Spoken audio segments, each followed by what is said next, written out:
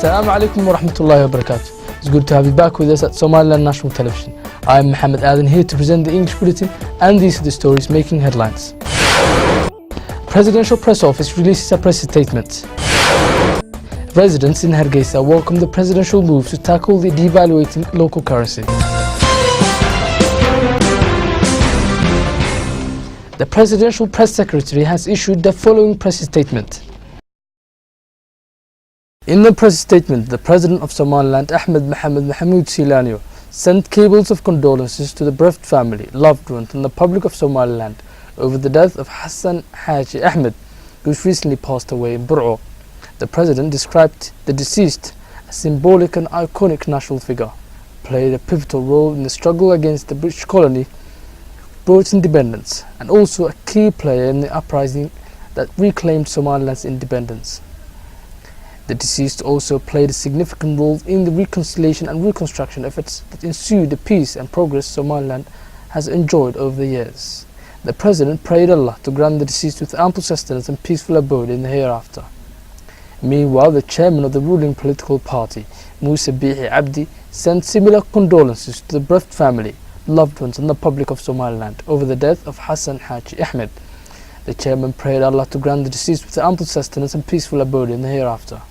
Residents of Golchon, one of the neighborhoods of the capital of Somaliland, Hargeisa, have turned out to the streets to welcome the presidential move to limit the use of Zaad service and lower the exchange rates of US dollars against the Somalian currency in an effort to improve the value of the local currency. Residents of Golchon, one of the neighborhoods of the Somaliland capital city, Hargeisa, the residents stated that the president's decision was a heroic and a move that benefits citizens throughout Somaliland. At the time, drought have impacted the country as a whole, significantly crippling the economy. The residents commended the president for his efforts at reducing inflation and improving the value of Somaliland currency against US dollars, which in recent months have made a significant devaluation. The residents called on the president to continue with such efforts, to assist with the efforts at further enhancing the socio-economic status of the country and citizens' trust with their currency.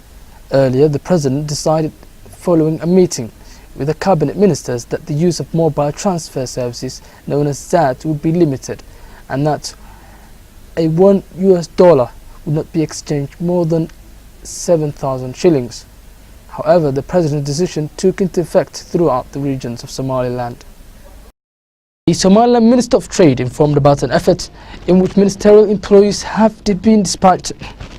The Somaliland Minister of Trade informed about an effort in which ministerial employees have been dispatched to the regions to supervise if the president's decision aimed at improving the Somaliland currency went into operation across the regions.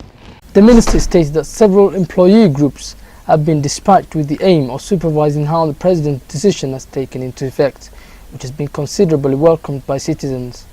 The Somaliland Minister of Trade stated that the presidential move took into effect across the regions, commending business people and exchange markets for abiding by the law. The minister also stated that cement industrial Berbera will soon receive investment in a joint project of local and foreign investors. He added that the government assures welcome to any kind of investment in the private sector of Somaliland, and reiterated that investment of local business people in the private sector businesses has burgeoned to the highest level.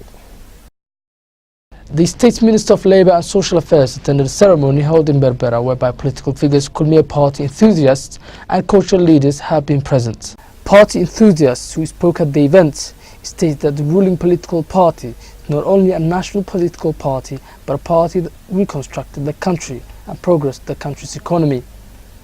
Cultural leaders at the event expressed support for the leader of the ruling political party, Musa Bihi Abdi, to whom they promised to vote.